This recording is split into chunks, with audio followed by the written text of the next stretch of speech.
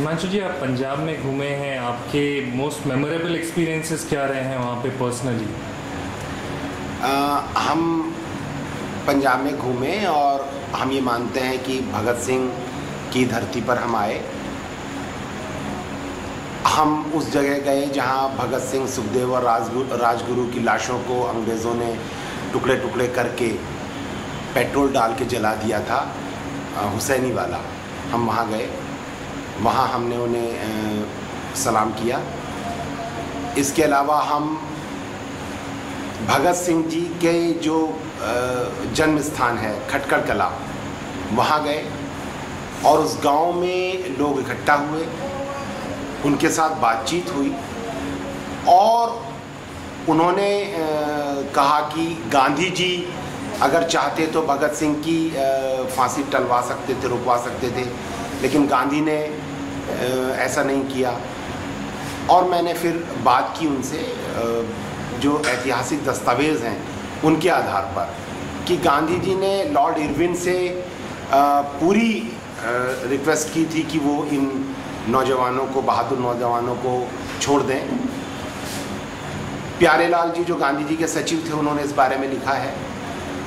अंग्रेज़ों ने जानबूझकर इस तरह की गलतफहमी फैलाई कि गांधी जी ने नहीं चाहा कि भगत सिंह को छोड़ा जाए, और इसके पीछे अंग्रेज़ों का मकसद ये था कि जो देश के लिए लड़ने वाले लोग हैं वो उनके बीच में मनमुटाव और भेद हो।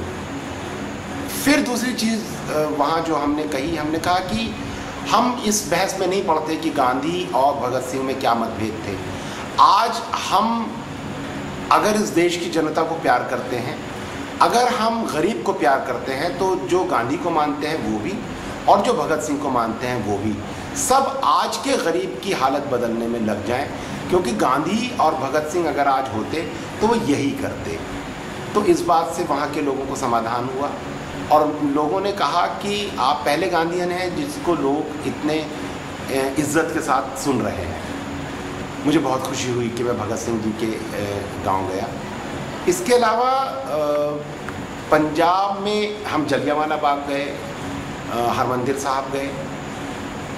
पंजाब के एक मशहूर कवि हुए हैं अवतार सिंह पाश, जिनको आतंकवादियों ने शहीद कर दिया था। उनका गांव है तलवंडी सलेम। हम वहाँ गए और हमने उनका घर देखा, वो जगह देखी जहाँ पाश को शहीद किया गया था, वो स्कूल देखा जो पाश चलाते थे, उनके स्टूडेंट से मिले और उनके घर में ठहरे उनके स्टूडेंट के।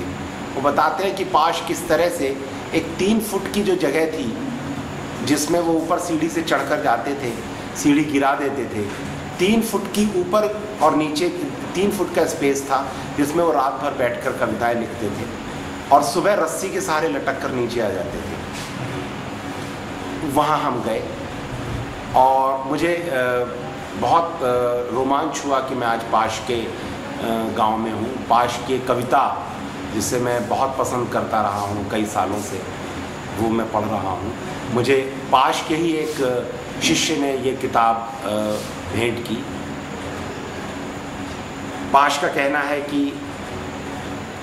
मेहनत की लूट सबसे ख़तरनाक नहीं होती, पुलिस की मार सबसे ख़तरनाक नहीं होती, गद्दारी, लोभ की मुट्ठी सबसे ख़तरनाक नहीं होती, बैठे बिठाए पकड़े जाना बुरा तो है, सहमी सी चुप में जकड़े जाना बुरा तो है, पर सबसे ख़तरनाक नहीं होता।